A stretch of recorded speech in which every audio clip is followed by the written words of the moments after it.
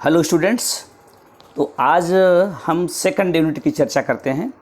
Second unit तो नियमता नहीं है, ये थर्ड यूनिट 12th की है या इंटरमीडिएट की कहें तो बुक के अकॉर्डिंग 11th को लेते हुए 8th यूनिट है। इसके पहले आपने 6th यूनिट पढ़ी थी या फर्स्ट यूनिट 12th की।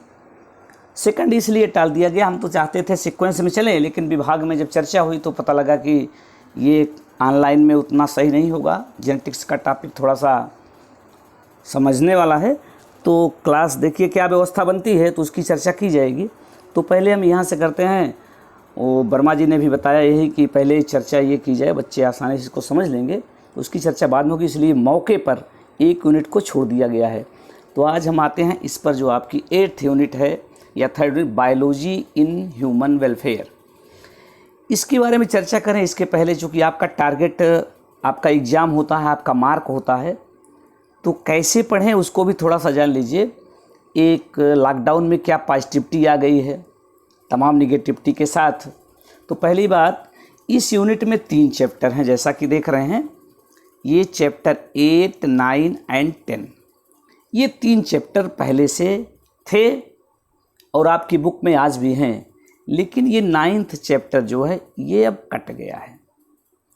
पहले इसमें से 14 मार्क का आता था और अब एक चैप्टर निकल जाने के बाद भी 14 मार्क आएगा। सोचिए 14 नंबर आप यहाँ 2 चैप्टर पढ़ के पा सकते हैं। इसलिए हम समझते हैं कि ये बहुत बढ़िया एक यूनिट हो सकती है आपके बोर्ड एग्ज़ाम के लिए भी, कि 2 चैप्टर से आपको 14 नंबर मिलना है, और कहने का मतलब इम्पॉर्टेंट है। और दूसरी खास बात ये है कि जब इम्पॉर्टेंट चीज़ सरल हो जाए, तो इसके बारे में कुछ बहुत सा आपने 9th क्लास में पढ़ा था, और ये चैप्टर थोड़ा सा इंटरेस्टिंग है, आपकी लाइफ से जुड़ा हुआ है और बहुत ही इजी है, पहले जान लीजिए। तो इसमें आपने समझ लिया कहानी। इसकी बातें हैं सीधे हम चैप्टर पर, जो फर्स्ट ये ह्यूमन हेल्थ एंड डिजीज़। तो ह्यूमन एंड हेल्थ डिजीज़ में जो चैप्टर का नया सिलेबस आया है, खैर इसमें चेंज नहीं है, फिर भी एक बार हम कह देते हैं इसमें आपको पढ़ना क्या है। इसमें आपको पढ़ना है अबाउट पैथोजेंस। पहला टॉपिक, पैथोजेंस जो डिजीज काजिंग होते हैं, organism, microorganism which cause disease are called pathogens. तो ये मेनली पैरासाइट्स हैं। तो जो और सेकंड पॉइंट क्या है, पैरासाइट्स काजिंग ह्यूमन डिजीजेज। तो जो ह्यूमन में डिजीज काज करने वाले कॉमन पैरासाइट्स हैं उनको जानना है, specially related to disease malaria, dengue, chikungunya, filariasis, ascariasis, typhoid, pneumonia, common cold, amoebiasis, ringworm. ये disease and their control, specially इन डिजीज के रिगार्डिंग आपको जानना है। पैथोजेंस क्या है, फिर पैरासाइट जो इन डिजीज से रिलेटेड, आपने ध्यान दिया होगा, आपके पास सिलेबस ऑलरेडी सेंड किया, जो नहीं जानते फिर जान लीजिए। ये malaria, dengue, chikungunya, filariasis, ascariasis, typhoid, pneumonia, common cold, amoebiasis, ringworm and their control, ये जानना है। फिर बेसिक कॉन्सेप्ट ऑफ इम्यूनोलॉजी, इसमें इम्यूनिटी से रिलेटेड आपको चीज़ पढ़नी है। फॉर एग्जांपल वैक्सीन्स जाननी है, इम्यूनिटी कितने टाइप की है, क्या होती है, डिजीज से प्रोटेक्शन में कैसे हेल्प करती है, और इसमें आपको कैंसर के बारे में, एड्स के बारे में, एलॉन्ग विथ HIV पढ़ना है। और नेक्स्ट एंड लास्ट जो टॉपिक इसमें होगा वो है एडोलसेंस, मीन्स किशोरावस्था, इससे जुड़ी 2 चीज़ें, ड्रग एंड एल्कोहल अब्यूज। ये आपका रहा सिलेबस। तो हम सीधे जाते हैं अब टॉपिक पर, जो यहाँ पर मेंशन है, चूँकि अपनी बुक से आपका काम आसान होगा कैसे कर सकते हैं। तो आते हैं शुरू में, यहाँ पर क्या है, फर्स्ट ऑफ ऑल, आप अगर चैप्टर की बात करें जो हेल्थ एंड डिजीज है, तो पहले आपको जानना चाहिए हेल्थ क्या है। तो जनरली लोग कहते हैं कि डिजीज फ्री स्टेट होती है, लेकिन WHO के अकॉर्डिंग भाई हेल्थ क्या है, physical, mental and social well being he health है। तो इसको भी आपने ऑलरेडी डिफाइन किया है। और डिजीज़ के लिए जब कोई बॉडी पार्ट प्रॉपर वर्क नहीं करते हैं, चलिए डिटेल में चलते रहते हैं, हम इससे देखते हैं क्या है। Health for a long time was consider, थोड़ी सी हिस्ट्री यहाँ पर जानना है कि ये जो आज टर्म ऑफ हेल्थ और डिजीज़ का कॉन्सेप्ट आया, डिजीज़ कहाँ से आई और कैसे कैसे डिफरेंट टाइप की डिजीज़ होती हैं, इससे रिलेटेड जो इनिशियल कॉन्सेप्ट आया, थोड़ी सी हिस्ट्री दी गई है, इससे आपका स्पेशल रिलेशन नहीं है, लेकिन कंपटीशन वगैरह के लिए कुछ टर्म इसमें यूज करते हैं। Health for a long time was considered, हम बात यहाँ से स्टार्ट करते हैं अब। Health for a long time was considered as a state of body and mind where there was a balance of certain humours. ऐसा माना जाता है कि बॉडी में स्पेशली ह्यूमर्स होते हैं, तरल पदार्थ होते हैं, फ्लूइड होते हैं, जो हेल्थ को अफेक्ट करते हैं। This is what early Greek like, जो कुछ ग्रीक साइंटिस्ट थे जैसे हिप्पोक्रेट्स, आज भी कोई डॉक्टर बनता है तो इन्हीं की उनको शपथ दिलाई जाती है, तो जान लीजिए ये इसके फादर भी कहे जाते हैं। तो हिप्पोक्रेट्स का भी नाम आप जानते हैं, आगे डॉक्टर बनेंगे तो इन्हीं की शपथ आपको लेनी है। तो Greek like Hippocrates as well as Indian Ayurveda system of medicine asserted it was thought that persons with black bile belong to hot personality and would have fever। ऐसा माना जाता था इनिशियली, जब कुछ जानकारी नहीं थी, तो ये ग्रीक वाले भी और हमारे इंडियन आयुर्वेद सिस्टम में भी ये बताया गया है कि पर्सन विथ ब्लैक बाइल, जिसमें काला पित्त होता है, ब्लैक बाइल से मतलब है जो आप जान चुके हैं लीवर से सिक्रेट होता है, तो बिलोंग टू हार्ट पर्सनालिटी, यानी उनका बॉडी टेम्परेचर कुछ ज़्यादा होता है। The discovery of blood circulation by William Harvey, William Harvey ने सबसे पहले ब्लड सर्कुलेशन को डिस्कवर किया था कि हार्ट पंप जैसा वर्क करता है, जिसका रिजल्ट होता है पूरी बॉडी में सर्कुलेशन ऑफ ब्लड। तो demonstration of normal body temperature in person with black bile using thermometer, good humour, और बॉडी का टेम्परेचर बढ़ जाता है, बात कही गई है। अगर ये प्रॉब्लम नहीं होती है तो बॉडी का टेम्परेचर नॉर्मल रहता है। Biology started with minor influence, चलिए ये सब कहानियाँ, इससे आपका मतलब नहीं है। सीधे आप यहाँ पर देखिए, हेल्थ इज अफेक्टेड बाई, ये हेल्थ जो है किन फैक्टर से, तो हेल्थ को आप डिफाइन कर लेंगे WHO के अकॉर्डिंग जानना है। अब यहाँ से जो आपको टॉपिक मिलता है, health is affected by, health affected कैसे होती है, कब हेल्थ प्रॉपर वर्क नहीं करती है। यहाँ पर स्पेशली फिजिकल हेल्थ से मतलब है, डिजीज फ्री स्टेट से मतलब है, क्योंकि हेल्थ और डिजीज से, जबकि आप जानते हैं as per WHO recommendation, health is the well being state with respect to physical, mental and social situation. But physical health को अफेक्ट करने वाले जो फैक्टर्स हैं, फर्स्ट जेनेटिक डिसऑर्डर, जेनेटिक का मतलब जीन्स के जरिए जो पेरेंट्स हैं उनके आप स्प्रिंग पहुँचते हैं, इन्फेक्शंस जो पैथोजन के काज करते हैं। Third, life style including food and water we take, हमारी लाइफ स्टाइल क्या है। Rest and exercise we give to our bodies, हम बॉडी को कितना इन्वॉल्व रखते हैं, कितना एक्टिव रखते हैं, वो एक्सरसाइज में, योगा में कितना आराम करते हैं, और कैसा खाते हैं, कैसा पानी पीते हैं, ये भी हेल्थ को अफेक्ट करता है। तो हेल्थ को अफेक्ट करने वाले फैक्टर्स ये 3 टाइप के हो गए। एक जेनेटिक डिसऑर्डर, जीन्स में गड़बड़ी से होने वाली प्रॉब्लम जो होती है, इन्फेक्शंस जो पैथोजेंस के जरिए होते हैं, और तीसरा हमारा खान पान और रूटीन। अब आ जाते हैं, the term healthy is very frequently use by the everybody, how do we define. भाई धड़ल्ले से लोग हेल्थ वर्ड का यूज तो करते हैं, लेकिन वास्तविकता क्या है, क्या इसको जानते हैं। तो जनरली लोग मानते हैं simple meaning absence of disease कहते हैं, लेकिन जानते हैं कि केवल एब्सेंस ऑफ डिजीज़ ही नहीं है, और फिजिकल फिटनेस या एब्सेंस ऑफ डिजीज़ को ही हेल्थ मान लेते हैं, लेकिन WHO ऐसा नहीं मानता है। चलिए आगे चलते हैं। When people healthy they are more efficient to work, healthy होंगे तो अपना वर्क नॉर्मली कर लेंगे। Increase productivity and brings economic personality, health also increase longevity of people, इससे जो होती है उनकी भाई लाइफ, जीवन काल लंबा हो जाता है। Longevity of people and reduce infant and maternal mortality, यानी जो शिशु की मृत्यु दर है और माताओं की जो मृत्यु दर है, इसको पहले चर्चा कर चुके हैं, इसको भी अफेक्ट करती है। हेल्थ से ये कम हो जाता है मृत्यु दर।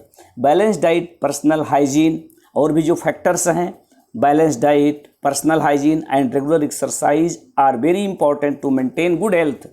Yoga has been practicise since time immemorial, जो टाइम हमको याद नहीं, हमारे यहाँ तब से जो है योगा के बारे में कहा गया है, और हेल्थ को मेंटेन की रहने के लिए ज़रूरी है। Awareness about disease and their effect on different body functions, vaccination against infection disease, proper disposal of water, control of vectors and maintenance of hygiene in food and water resources are necessary for achieve good health. when the functioning of one or more organs or system of the body is adversely affected, characterized by appearance of various sign and symptom। ये term अभी तक वो कहानी थी, यहाँ पर ध्यान देंगे क्या है। when the functioning of one or more organs or system of the body is adversely affected, characterized by appearance of various sign and symptoms, we say that we are not healthy, that is we have a disease। कहने का मतलब जब body की जो functioning होती है, चाहे किसी आर्गन में या एक आर्गन में या एक से अधिक आर्गन में या किसी सिस्टम में जो एडवर्सली अफेक्टेड हो जाता है या एडवर्स इफेक्ट पड़ जाता है, तो उसको हम कुछ साइन और सिम्पटम से जानते भी हैं, पहचान भी जाते हैं कि प्रॉपर फंक्शनिंग नहीं है। इसी कंडीशन को डिजीज़ कहते हैं। Disease can be broadly grouped into infectious and non infectious. जानते हैं डिजीज़ जो होती हैं उनको ब्रॉडली मेनली दो कैटेगरी में डिवाइड करते हैं, infectious and non infectious. Infectious का मतलब जो इन्फेक्शन के जरिए होता है, पैथोजेंस के जरिए होता है, एक से दूसरे में ट्रांसमिट होता है। नॉन इन्फेक्शस का मतलब जो पैथोजेनिक नहीं होते हैं, यानी माइक्रोब्स के जरिए नहीं होते हैं, जैसे शुगर है, हार्ट की प्रॉब्लम है, कॉमन तो ऐसी डिजीज है जो इन्फेक्शंस नहीं होती हैं। लेकिन टाइफाइड है, मलेरिया है, इन्फेक्शस डिजीज है। Infectious disease are very common and every one of us suffers from these, sometimes or others। some of the infection disease like AIDS are fatal। कुछ ऐसे भी इन्फेक्शन डिजीज होती हैं जो कि घातक होती हैं, like AIDS। among non infectious disease, cancer is the major cause of death। drug and alcohol abuse also affect our health adversely। तो ये कंडीशन जो हमारी हेल्थ को अफेक्ट करने वाले डिफरेंट फैक्टर्स की चर्चा की गई, चाहे वो पैथोजेंस हो, एड्स लाइक डिजीज हो, एल्कोहल एब्यूज हो। यानी एल्कोहल एब्यूज का मतलब एल्कोहल का जो कुप्रयोग हो रहा है, नशे के रूप में जिसको यूज कर रहे हैं। अब आगे हम आते हैं, ये common disease in humans. Humans की कॉमन डिजीज क्या है। A wide range of organism belonging to bacteria, virus, fungi, protozoans, helminth etcetera could cause disease in man. Such disease causing pathogen organism are called pathogens. तो wide range of organism, बहुत से organism हैं जो हमारी body में disease cause करते हैं, disease create करते हैं। इनके एग्जांपल्स हैं बैक्टीरिया हैं, वायरस हैं, फंजाई हैं, प्रोटोजोआ हैं, हेलमिंथ हैं। हेलमिंथ मीन्स प्लेटी हेलमिंथिस और एसके हेलमिंथिस के मेंबर, इनको हेलमिंथ्स कह दिया जाता है। और ये जो डिजीज काज करने वाले ऑर्गेनिज्म हैं, इन्हीं को पैथोजेंस कहते हैं। Most parasites are therefore pathogens as they cause harm to the host by living in them. तो ये डिजीज़ के काज करने के लिए जिस बॉडी में पहुंचते हैं वही होस्ट हो जाता है। तो होस्ट में पहुंचकर डिफरेंट टाइप के डिजीज़ काज करते हैं। इसके लिए सबसे पहले बॉडी में एंट्री करते हैं, फिर मल्टीप्लाई करते हैं, फिर जो बॉडी का फंक्शन है उसको बैडली अफेक्ट करते हैं, resulting in morphological and functional damage. Pathogens have to adopt to life with in the environment to the host. For example in pathogen that the gut must know, ये a way of surviving in the stomach at low pH and resisting the various digestive enzyme. तो ये जो pathogens हैं, इनमें adaptation होता है कि body के अंदर जा करके एडवर्स कंडीशन में भी, फॉर एग्जांपल जो pH है हमारे स्टमक का, उस पर भी ये सर्वाइव कर सकते हैं। और resisting the various digestive enzyme, और हमारी बॉडी के को अफेक्ट करने वाले मेटाबॉलिक एक्टिविटी को अफेक्ट करने वाले एंजाइम्स को भी अफेक्ट करते हैं। A few representative member from different group of pathogenic organism and discussed here along with the disease caused by them, preventing control measures against this disease in general R also briefly described. चलिए अब इसमें से कुछ disease से related चर्चा की जानी है, तो हिस्ट्री तो यहाँ पर आते हैं। पहले ये एक बैक्टीरिया के बारे में, दैट इज साल्मोनेला टाइफी। बहुत इंपॉर्टेंट पूछा जाता है कि name the bacteria cause typhoid. तो Salmonella typhi is a pathogenic bacterium which cause typhoid. Bacterium ध्यान दीजिएगा, singular number of bacteria, bacteria plural form use किया जाता है। चूंकि एक पर्टिकुलर बैक्टीरिया की बात कर रहे हैं, साल्मोनेला टाइफी जो टाइफाइड काज करता है, इसीलिए इसको बैक्टीरियम कहा गया है। तो साल्मोनेला टाइफी नहीं भूलना है, is a pathogenic bacterium which cause typhoid fever in human beings. तो इंसान में टाइफाइड का काज क्या हो गया, एक बैक्टीरिया अगर कहा जाता है, बैक्टीरिया फंगस वायरस में से क्या है तो बैक्टीरिया बनाएंगे और बैक्टीरिया का नाम कहा जाएगा तो साल्मोनेला टाइफी। खैर इसकी कई वैरायटी हैं, वो अलग अलग भी होती हैं। These pathogen generally enter the small intestine through food and water, contaminate with them and migrate to other organs through blood.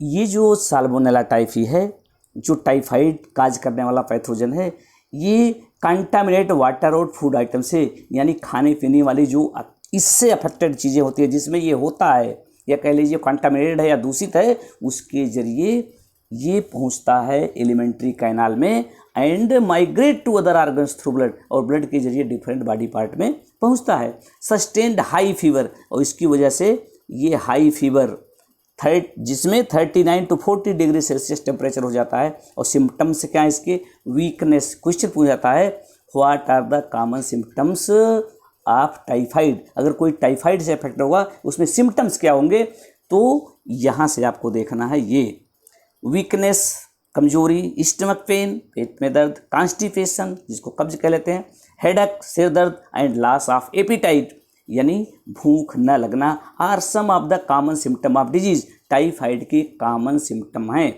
और यही नहीं, सीवियर केस में इंटेस्टाइनल परफोरेशन एंड डेथ में occur in severe case. Severe case में इसमें intestinal perforation हो जाता है। कभी कभी इसको इंटेस्टाइनल फीवर भी कहा जाता है। ये एलिमेंट्री कैनाल को, स्पेशली इंटेस्टाइन को एडवर्सली इफेक्ट करता है, जिसके इफेक्ट से कभी कभी सीवियर केस में क्या होता है, बहुत से परफोरेशन हो जाता है, इंटेस्टाइन में बहुत से छेद हो जाते हैं और अंततः इससे इंसान की मौत भी हो जाती है। चलिए, typhoid fever could be confirmed. अब किसी को टाइफाइड है कि नहीं, बहुत इंपॉर्टेंट क्वेश्चन पूछा जाता है, कैसे कन्फर्म करेंगे, what is the specific test of typhoid. तो ये टर्म आपको जानते रहना है, बिडाल टेस्ट।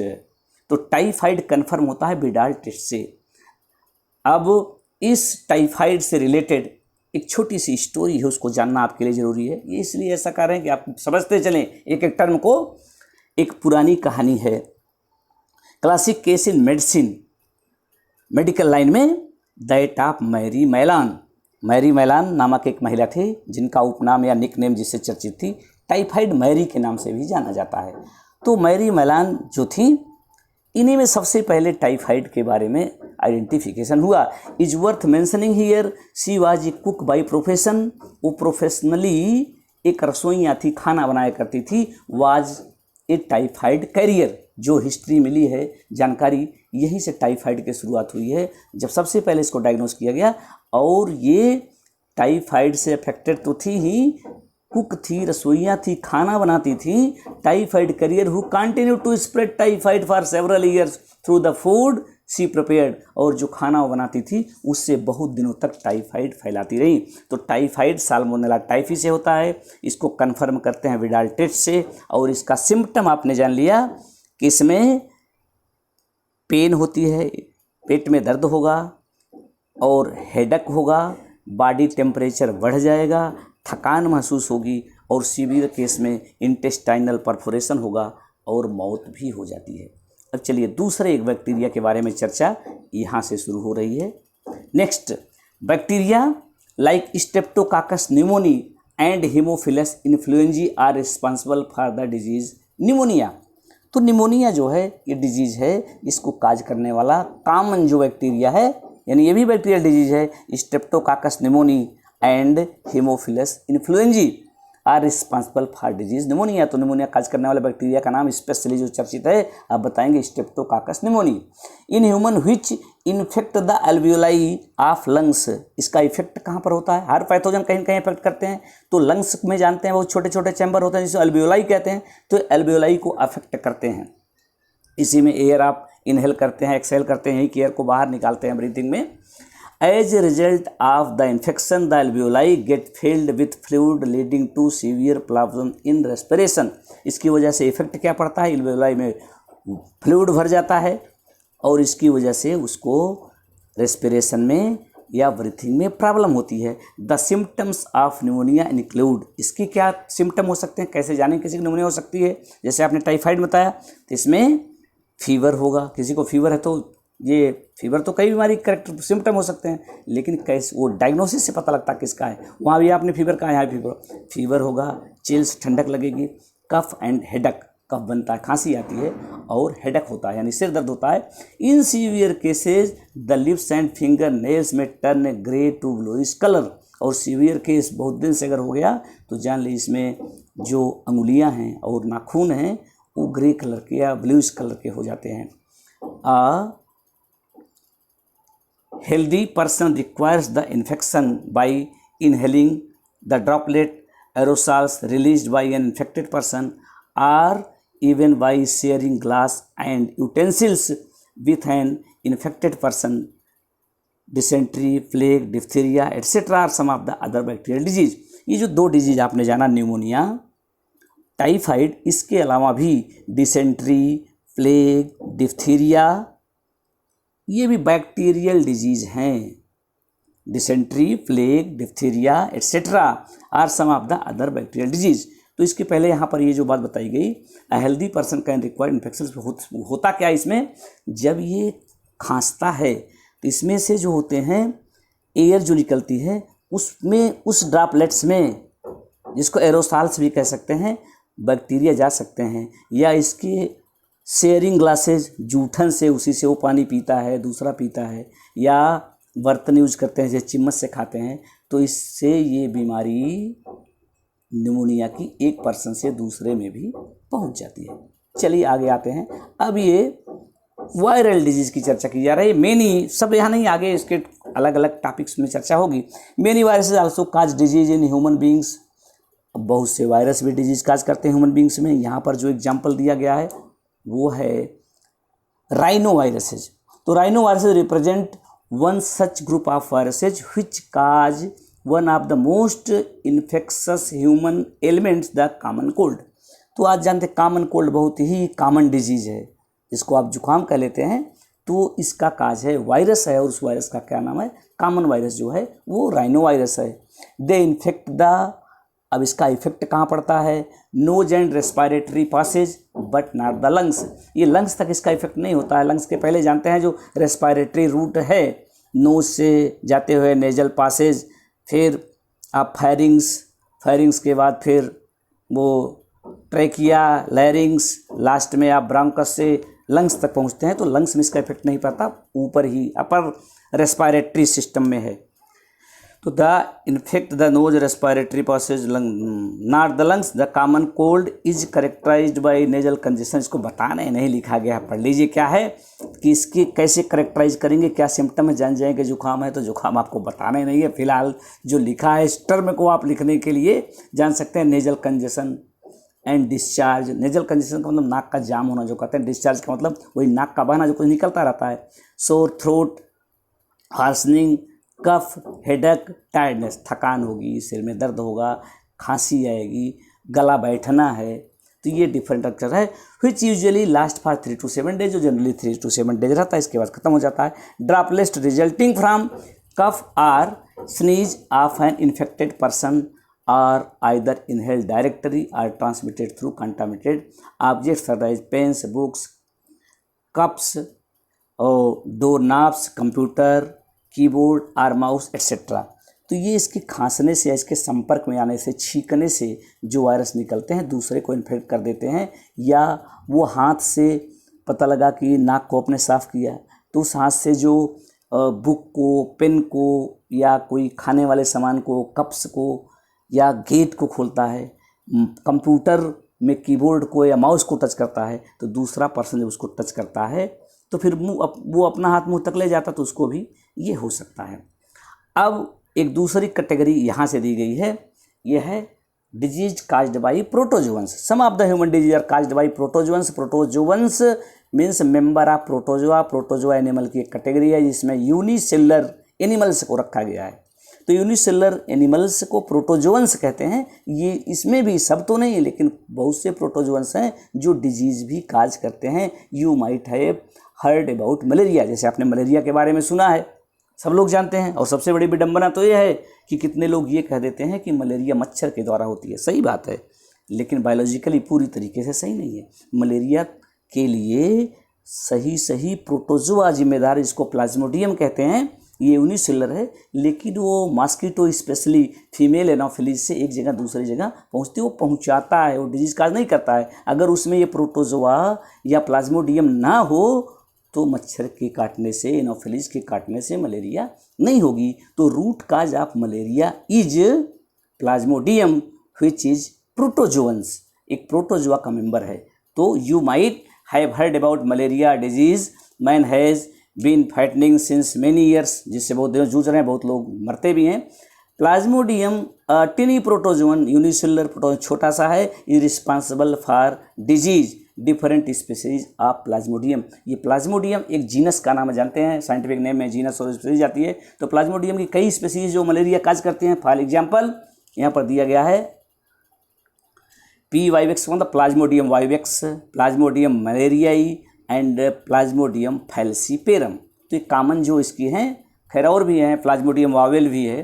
तो जो कॉमन प्लाज्मोडियम की स्पीसीज हैं जो मलेरिया काज करती हैं, Plasmodium vivax, Plasmodium malariae and Plasmodium falciparum are responsible for different type of malaria. ये कौन सा था उसी टाइप, उसी के बेस पर मलेरिया भी अलग अलग टाइप के होते हैं। ऑफ कोर्स आगे, of these malignant malaria caused by Plasmodium falciparum is the most serious one of the even the fatal. और इसमें से जो प्लाज्मोडियम फैल्सीपेरम से मलेरिया होती है वो मोस्टली फेटल है, घातक होती है। अब आगे बढ़ते हैं। Let us take a glance of an life cycle of Plasmodium. Plasmodium की लाइफ साइकिल थोड़ा सा कॉम्प्लिकेटेड भी है।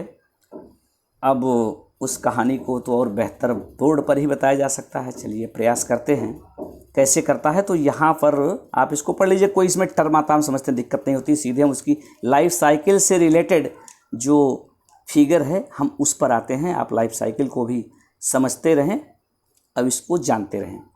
चलिए, तो सबसे पहले छोटी सी स्टोरी बताते हैं कैसे ये डिजीज स्प्रेड होती है।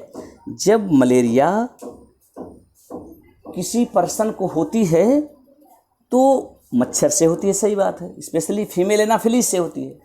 लेकिन ये फीमेल एनाफिलीज में आया कहाँ से, ये प्रॉपर्टी कैसे मलेरिया काज कर सकता है। तो सबसे पहले किसी मलेरिया से अफेक्टेड पर्सन को ये काटी रहती है। चलिए अभ्यास करते हैं। When the mosquito bites another human sporozoite are injected with bite. जब ये फीमेल एनाफिलीज काटती है तो उसमें क्या करती है, उसकी आदत है कि अपनी सलाइवा को भी डाल देती है पहले, जिससे उसमें एक एंटीकोगुलेंट सब्सटेंस होता है, इसलिए डालती है, जिससे वो ब्लड, जानते हैं ब्लड आपके बाहर आएगा, ब्लड वेसल जम जाता है, जमे ना तो पता लगा कि लेने के देने पड़ जाएंगे, फंस जाएगा उसके प्रोबोसिस में, जिससे ब्लड को सक करता है। तो इसके लिए वो अपनी थोड़ी सी उसमें वो डाल देती है सलाइवा, और सलाइवा में एंटीकोगुलेंट जो है ब्लड को तुरंत कोगुलेट नहीं होता, जमता नहीं, और आसानी से ब्लड इसका फूड इसको ले लेती है। लेकिन उसी सलाइवा के साथ ये प्लाज्मोडियम की जो लाइफ साइकिल है उसको जानेंगे। उसमें कई स्टेज आती है और कई स्टेज में से एक स्टेज होती है स्पोरोजोइट। तो ये स्पोरोजोइट फार्म जो है ये सलाइवा के साथ आ गया, कहाँ गया, ब्लड में। अब आगे बढ़ते हैं। ये पैरासाइट जो है अब ब्लड में आ गया। कौन आ गया, प्लाज्मोडियम। प्लाज्मोडियम की कौन सी फेज, स्पोरोजोइट। अब ये स्पोरोजोइट ब्लड में पहुंच के ब्लड के जरिए जाती रहती है और जाते से फिर जाके लीवर में पहुंच जाता है। ध्यान दीजिएगा, मलेरिया काज करने वाला प्लाज्मोडियम है और प्लाज्मोडियम का स्पोरोजोइट उसके सलाइवा से ब्लड में आया और ब्लड सर्कुलेशन के जरिए जब जा रहा था तो जा करके लीवर में पहुंच जाता है। अब लीवर में पहुंच के क्या करेगा, तो यहाँ पर आते हैं, ये लीवर है, थ्रू ब्लड यहाँ आ गया। The parasite reproduces asexually liver cell bursting the cell and releasing into the blood. अब ये लीवर की सेल में पहुंचा, लीवर की सेल में जा करके एसेक्सुअल रिप्रोडक्शन के तरीके से ये अपना नंबर बढ़ाता है। अब नंबर बढ़ाने का मतलब, सपोज ये लीवर सेल है, इसमें एक स्पोरोजोइट आ गया। अब ये स्पोरोजोइट आ करके लीवर से खाना पीना खाया, अब इसका नंबर यहाँ पर बढ़ने लगेगा। नंबर बढ़ने लगा, 1 2 4 8, ये पूरी अपनी नंबर बढ़ाता जाता है। यानी बहुत से इसकी कापी तैयार हो गई, या कह लीजिए कि बहुत से प्लाज्मोडियम तैयार होने लगते हैं। और स्टेज क्या आएगी, rupturing of the cell, cell फट जाएगी, और सेल फट जाएगी तो यहाँ से ये बाहर निकल जाते हैं फिर, और निकल के फिर से ब्लड में इंटर कर जाएंगे। तो ध्यान दीजिए, लीवर में आया, लीवर की सेल में गया, लीवर की सेल में जाके मल्टीप्लाई किया, और मल्टीप्लाई करने के साथ लीवर सेल फट गई और यहाँ से निकल जाता है बाहर, और फिर जाके इंटर हो जाता है ब्लड में। आगे हम बताएं, इसके पहले एक चीज़ रिवाइज कर दें कि प्लाज्मोडियम की जो लाइफ साइकिल होती है, आपने कहा मच्छर से आया तो इसके लाइफ की कुछ स्टेज ह्यूमन बींग्स में पूरी होती है और कुछ मॉस्किटो में होती है। तो हम अभी उस पार्ट की बात कर रहे हैं, ह्यूमन बींग्स में क्या क्या हो रहा है। अब ये लीवर सेल फट गई, अब लीवर सेल के फटने से जो प्लाज्मोडियम निकले वो पहुँच गए ब्लड में। अब ब्लड में क्या हो रहा है, ये कहानी यहाँ पर मेंशन है। Parasite reproduce asexually in red blood cells, bursting the red blood cells and causing cycle of fever and other symptoms, release parasite infect new red blood cells. अब ये रेड ब्लड सेल में जाएंगे, blood में पहुंच करके RBC में inter हो जाएंगे। आरबीसी में जाके जो कंडीशन लीवर सेल की बनाए थे वही इसके साथ भी होगा। लीवर सेल थी और ये फट गई यहाँ से, अब यहाँ से निकल करके जो आए अब चले गए आरबीसी में। आरबीसी में आएंगे, इसको भी तोड़ देंगे, तो आरबीसी को तोड़ ही नहीं देंगे। अब जो लीवर से निकले, सपोज लीवर की एक सेल में आ गया स्पोरोजोइट, अब एक आया, लेकिन ये अपनी पॉपुलेशन बढ़ाए 400-500 हो गए, 400-500 हो गए, लीवर सेल फट गए, निकले तो आरबीसी में जाएंगे, सब नहीं जा पाते, जो चले गए, और नहीं जा पाए तो फिर वही काम कहाँ करेंगे, लीवर सेल में। तो एक बार में एक लीवर सेल डैमेज हुई, अगर और आए होते तो और होती, लेकिन अब एक सेल से जो निकले हैं 500 सेल को, तो लीवर धीरे धीरे इसमें डैमेज होता है। और यही कंडीशन आरबीसी के साथ होती है। आरबीसी में भी मल्टीप्लाई करते हैं, इनका नंबर बढ़ता है, आरबीसी पड़ जाती है, तो जो निकलते हैं वो फिर से कुछ तो आगे बढ़ेंगे, जिसकी अगले स्टेप में चर्चा करते हैं, और कुछ क्या करते हैं, ये फिर से आरबीसी में जा करके वहाँ मल्टीप्लाई, तो आरबीसी का काउंट भी धीरे धीरे कम होता है। अब आगे आइए, यहाँ पर sexual state develop in red blood cells, अब फीमेल और मेल। अब ये आरबीसी में इसकी कई स्टेज आती है, मेंशन नहीं किया गया है। जब यहाँ पर आरबीसी में पहुँचता है तो सिग्नेट रिंग की स्टेज आती है, इसके बाद फिर इसमें साइजोगोनी होती है, न्यूक्लियर डिवीजन होता है, फिर साइजेंट बढ़ता है, फिर फटता है, तो फिर मिरोजॉइड्स निकलते हैं। तो आरबीसी से ये जो इसकी संतानें बनी, ये 2 टाइप की होती हैं। जब डिवीजन होता है, एक छोटा होता है, एक बड़ा होता है। इनको हम कहते हैं मीरोजॉइड्स। जो छोटे होते हैं उन्हें माइक्रोमीरोजॉइड, जो बड़े होते हैं माइक्रोमीरोजॉइड। और ये मीरोजॉइड डेवलप होकर जब इनकी ग्रोथ हो जाती है तो ये बन जाते हैं गैमीटोसाइट। कहाँ पर बन गए हैं, आरबीसी के अंदर ये प्रोसेस चल रहा था। जब ये गैमीटोसाइट बन जाते हैं तो गैमीटोसाइट के लिए ह्यूमन बॉडी या इसका टेम्परेचर जो है वो फेवरेबल नहीं है। अगर ये गैमीटोसाइट बॉडी में हमारे रह जाएंगे तो खुद मर जाएंगे। और यहाँ पर आपको बताएं कि जब ये आरबीसी में मल्टीप्लाई कर लेते हैं तो जब ये निकलते हैं, इनका एक एक्सक्रेटरी मटेरियल है हीमोज्वाइन।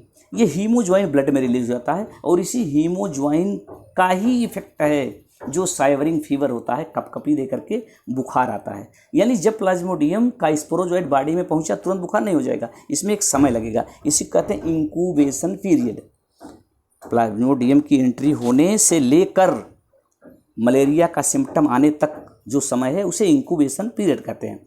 तो अब गैमीटोसाइट बन गया, अगर गैमीटोसाइट इसी समय मॉस्किटो में नहीं चला जाएगा, लगभग 5-6 घंटे तक ही जिंदा रहता, नहीं तो मर जाएगा। अब आप चिंता ना कीजिए कि तो मर जाएगा, तो अपने आप ठीक हो जाएगा। मर कौन रहा है, केवल गैमीटोसाइट। लेकिन इसके पहले वाली जो स्टेज थी वो तो लीवर में है, वहाँ से फिर आएगा, तो चिंता ना कीजिए, अभी बना हुआ है। लेकिन जब जब ये साइकिल पूरी होगी, जब जब हीमोज्वाइन रिलीज होगा तब तब, इसीलिए कि इंटरवल के बाद बीमारी आती है, जिसको हम कहते हैं कभी कभी दूसरे दिन, कभी कभी तीसरे दिन, कभी कभी चौथे दिन, कभी कभी 5वें दिन इसका आता है। ये वेराइटी पर डिपेंड करता है। और कभी कभी जब पुरानी बीमारी हो जाती है तो कई साइकिल डेली, कोई न कोई साइकिल पूरी हो रही है तो डेली फीवर होने लगता है, या कई वेराइटी प्लाज्मोडियम की होती है तो डेली आता है, नहीं तो एक सीक्वेंस में आता है, दूसरे दिन तीसरे दिन बीमारी होती है। चलिए, तो हम ये कह रहे थे स्पोरोजॉइट की एंट्री से लेकर के फीवर क्रिएट करने तक हम कहें स्पोरोजोइट आया, गैमेटोसाइट बन गया, और गैमेटोसाइट के बाद जनरली ये सोचिए नेचुरल सिस्टम है, ये मोस्टली रात में बनते हैं और इसी समय फिर से फीमेल एनाफिलिज काटेगी और आपका ब्लड लेके जाएगी तो उसी के साथ गैमेटोसाइट भी इसकी बॉडी में पहुंच जाएंगे। अब गैमेटोसाइट का क्या होगा जानते हैं। अब ये गैमेटोसाइट्स आपके ब्लड के जरिए पहुंच जाते हैं फीमेल मॉस्किटो में। Female mosquito takes up gametocyte with blood meal, तो ब्लड को एज फूड इसने यूज़ किया और यहाँ पर चला गया। फिर आगे क्या होगा, फैट, ये जो गैमेटोसाइट हैं इनसे गैमेट बनेगा। गैमेट क्या बनेगा, जो माइक्रो गैमेटोसाइट था जिसको आप कह सकते हैं मेल गैमेटोसाइट, और एक मैक्रो गैमेटोसाइट था जिसको कह सकते हैं फीमेल गैमेटोसाइट। तो यहाँ पर पहुँचने के बाद इन गैमेटोसाइट से गैमीट बनते हैं माइक्रो से या मेल गैमेटोसाइट से मेल गैमीट। ये गैमेटोसाइट यहाँ पर केवल लिख दिया गया है, लेकिन आप जान लीजिए दो टाइप के हैं, एक मेल गैमेटोसाइट, एक फीमेल गैमेटोसाइट। मेल गैमेटोसाइट से मेल गैमेट बनेगा और फीमेल गैमेटोसाइट से फीमेल गैमेट बनेगा।